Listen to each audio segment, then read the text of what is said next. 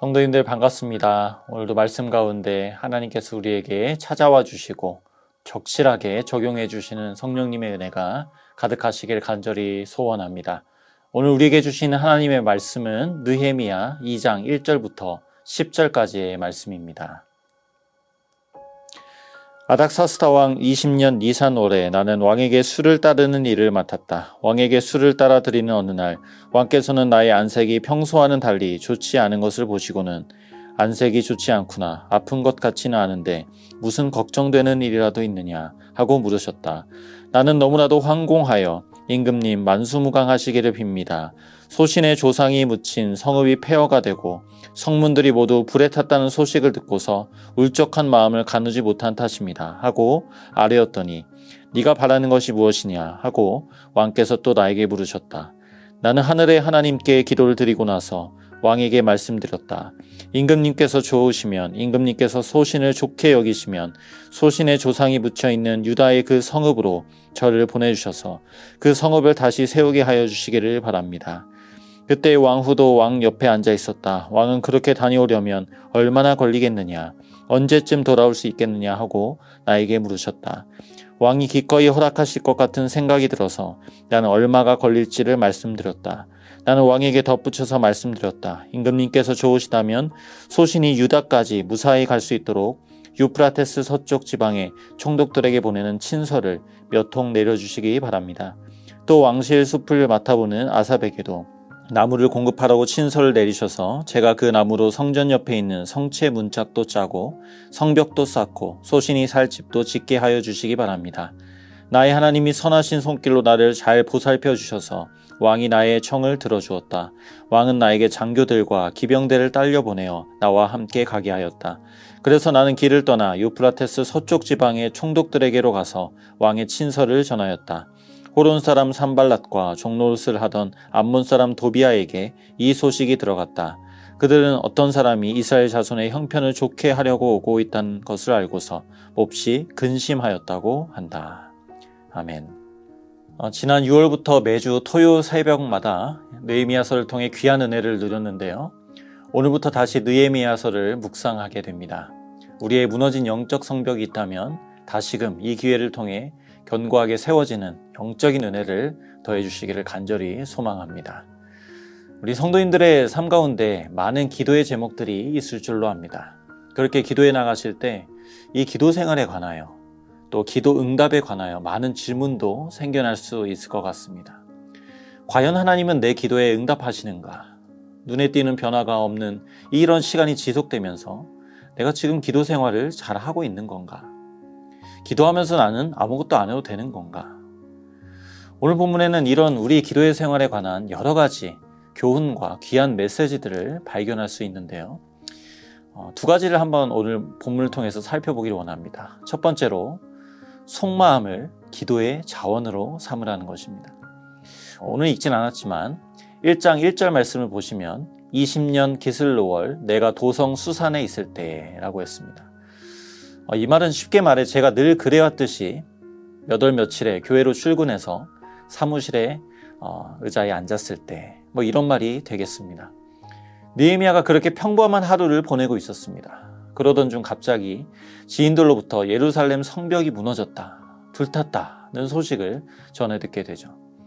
이때 느헤미야가 그 자리에 털썩 주저앉습니다. 그리고 기도가 터져 나옵니다. 여러분, 누군가 내가 전혀 관심 없는 류의 이야기를 하면 큰 감흥이 안 생기죠. 느헤미야는 동족들과는 전혀 다른 세계에 살고 있습니다. 도성 수산이라는 것은 왕궁을 말합니다.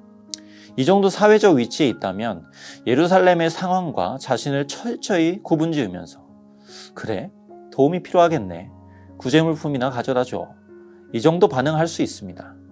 근데 지금 느헤미야는 그 몸이 왕궁 안에 있어도 백성들보다 더 예루살렘의 상황에 아파하고 깊은 기도 가운데로 들어가고 있습니다. 여러분, 이것은 평소 느헤미야가 왕궁 속에 있을지라도 예루살렘의 형편에 지속적인 관심을 가지고 있었음을 보여줍니다. 또 이 마음은 느헤미야 개인의 관심사 정도가 아니라 하나님께서 당신의 뜻을 이루시기 위해 느헤미야 마음 가운데 지속적으로 일하고 계셨음을 보여줍니다. 여러분, 하나님은 우리를 통해 일하실 때 먼저 우리 마음 속에서 일하십니다. 빌립보서 2장 13절 말씀을 개역개정으로 보시면 너희 안에서 행하시는 이는 하나님이시니 자기의 기쁘신 뜻을 위하여 너에게 소원을 두고 행하게 하시나니. 여러분, 지난 한 주 또 지난 상반기 동안 어떤 마음을 가지고 사셨습니까? 여러분 마음에 채워진 그 내용들이 무엇입니까? 그 마음이 상황에 대한 답답함이든 막막함이든 또 관계 속에서 받은 상처나 또 누군가를 향한 긍휼의 마음이나 그 어떤 것이라도 그냥 지나칠 것이 없습니다. 왜냐하면 하나님 자기의 기쁘신 뜻을 위하여 그 모든 것들을 허락하시고 합력하여 선을 이루시는 분이시기 때문입니다. 지금도 보십시오. 평소 느헤미야가 가져왔던 예루살렘을 향한 관심, 마음, 생각, 이 모든 것을 하나님의 때를 만나서 진하게 응축하여 기도의 자원으로 느헤미야가 사용되어지고 있습니다. 여러분, 기도는 우리의 마음을 쏟아내는 것이죠. 마음이 없는 기도는 허공을 칩니다. 하지만 내 속마음을 하나님께 진실되게 쏟아 넣을 때 그 기도는 하나님과 연결되는 귀한 은혜가 있습니다. 시편 62편 8절에 하나님만이 우리의 피난처이시니 백성아 언제든지 그만을 의지하고 그에게 너희의 속마음을 털어놓아라. 우리의 마음을 하나님 앞에 시시로 토하라는 것은 우리 마음 중에 그 어떤 것도 하나님과 상관없고 떼어놓을 것이 없다는 것이죠. 여러분, 일상 속에서 품고 있는 그 모든 소원과 모든 마음들을 기도의 자원으로 삼아보시기 바랍니다. 그렇게 기도하면서 나아갈 때 선하신 하나님께서 모든 것을 합력하여 선을 이루실 것을 우리가 소망합니다. 두 번째로, 기도는 끝까지 하나님의 주권을 인정하는 것입니다. 그렇게 느헤미야가 부어진 마음을 가지고 기도를 하고 있었는데 본문 1절 말씀에 보면 아닥사스다 왕 20년 니산월에 나는 왕에게 술을 따르는 일을 맡았다.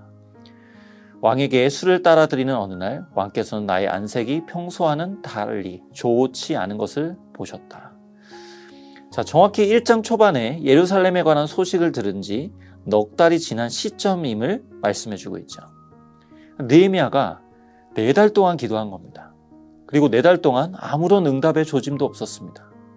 하나님의 말씀도 없었습니다. 그러던 어느 날 느헤미야는 왕의 술 따르는 관원이 되는 거예요. 여러분, 이 직책은 왕과 식탁의 자리에 함께하는 최측근이 됐다는 겁니다. 식탁을 같이 하다 보면 나라의 일이나 왕의 사적인 일까지 나눌 수 있는 그런 자리가 된 것 아닙니까? 근데 여러분, 오래 기도를 해왔고 술 따르는 관원이 됐다면 대단한 사건이 이루어진 거예요. 하나님께서 드디어 왕과 대면할 수 있는 기회를 주셨다. 이렇게 스스로 상황을 해석하면서 왕에게 좀 도와달라고 요청할 수 있는 거 아닙니까? 근데 느헤미야는 스스로 기회를 만들지 않습니다. 끝까지 하나님의 때를 기다려요. 자, 그러던 어느 날 어느 순간 왕이 말하는 거예요. 2절에 안색이 좋지 않구나. 아픈 것 같지는 않은데 무슨 걱정되는 일이라도 있느냐. 여러분, 당시 왕 앞에서 표정 관리를 못한다는 것은 죽임당할 수 있는 일입니다. 근데 왕이 진심으로 느헤미야를 걱정하며 안부를 묻습니다. 여러분, 이 질문을 통해 느헤미야는 평소 어떻게 살아왔는지를 우리가 짐작할 수 있습니다. 느헤미야는 기도만 하고 주어진 삶의 자리를 소홀히 하던 사람도 아니었고 하나님이 맡기신 자리에 최선을 다하며 살아가는 사람이었습니다. 무엇보다 느헤미야의 중요한 특징은 하나님의 주권을 인정하는 사람이었다는 거예요. 느헤미야는 기회주의자가 아닙니다. 자신의 위치를 사용해서 적당히 인간적인 방법을 섞어가며 하나님의 일을 이루려는 사람이 아니었습니다. 느헤미야는 결코 스스로 이 위치를 이용하지 않습니다. 왜냐하면 이런 자신과 허락된 위치를 내가 이용한다면 그것은 내가 할 몫이 아니고 하나님께서 사용하셔서 하나님께서 결정하실 하나님의 몫이라는 거죠. 하나님의 주권을 인정한다는 것은 이렇게 다스림의 키를 내 스스로 지고자 하는 것을 포기하는 것입니다. 그러나 동시에 느헤미야는 부어주신 마음을 따라 끝까지 기도하죠. 하나님의 방법과 때를 신뢰하며 기도를 계속 이어나갑니다. 바로 키는 하나님께 있다고 믿고 있기 때문입니다. 이게 주권을 인정하는 자의 특징입니다. 이 왕 역시 느헤미야가 기회주의자가 아님을 누구보다도 잘 압니다. 느헤미야는 안색을 바꿔가면서 그렇게 수를 쓸 사람이 아니라는 이 전폭적인 신뢰를 왕으로부터 얻고 있는 것이죠. 실제로 느헤미야도 자신의 이 하나님과의 비밀, 기도 제목을 드러낼 생각이 없었습니다. 느헤미야가 그렇게 오랜 기간 동안 슬픔 중에 기도했던 그 진실성이 지금 왕 앞에 드러난 것뿐입니다. 하나님 안에서는 실수도 역사가 됩니다. 느헤미야는 자신의 실수가 왕 앞에 드러났어요. 하지만 그렇게 기도해왔던 진심을 왕이 또한 진심으로 알고 물어봤을 때 느헤미야는 깨달은 거예요. 아, 하나님이 일하시는 때가 왔구나. 여러분, 자고 있고 눈을 꼭 감고 있으면 누군가 내 눈앞에 손을 흔들어도 감각하지 못하죠. 하지만 눈을 시퍼렇게 뜨고 있으면 바로 알아차릴 수 있습니다. 그것처럼 우리가 기도를 지속할 때 하나님이 일하시는 것을 캐치할 수 있는 영적인 감각이 살아납니다. 왕이 4절에 결정적인 질문을 던지죠. 네가 바라는 게 무엇이냐? 여기서 느헤미야는 어떻게 반응할까요? 4절 개역개정을 보시면 내가 곧 하늘의 하나님께 묵도하고, 여기서도 느헤미야는 드디어 올 것이 왔구나 하고 이런 거 해주세요 라고 하지 않습니다.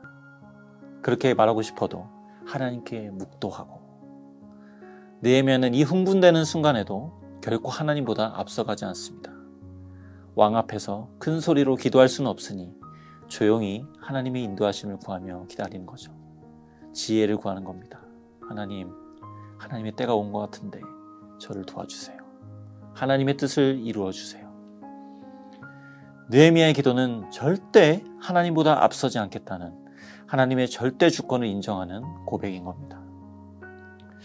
제가 이전에 사역지에서 교육자들을 모아놓고 하시던 말씀이 기억이 납니다. 기도하면 하나님의 일이 되고, 기도 안 하고 일하면 그건 내 일이 된다. 그러니까 똑같은 일상을 살아가고 똑같은 일을 해도 기도하며 감당할 때 그 일은 내가 하는 일 같이 보일지라도 하나님이 역사하시는 일이 되어진다는 것입니다. 무엇보다 기도하는 자의 중요한 특징은 모든 일이 하나님께 달려있다는 이 영적인 감각 속에 살아가게 됩니다.